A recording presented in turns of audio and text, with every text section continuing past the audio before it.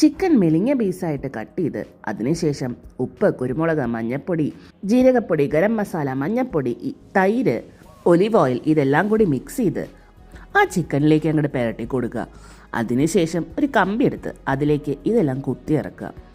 അതൊന്ന് ഓവനിലിട്ടൊന്ന് കറക്കിയെടുത്തതിന് ശേഷം കുനുകുനാന്ന് മുറിച്ചിട്ട് ഒരു കുബൂസിൻ്റെ ഉള്ളിൽ വെച്ച് മയോണൈസും ചേർത്ത് ഒന്ന് റോൾ ചെയ്തെടുക്കുക. ടേസ്റ്റി ഷവർമ റെഡി. നിങ്ങളൊന്ന് ട്രൈ ചെയ്ത് നോക്കൂ കേട്ടോ. ഇതുപോലുള്ള നല്ല റെസിപ്പിക്ക് സബ്സ്ക്രൈബും കൂടി ചെയ്യാൻ മറക്കല്ലേ.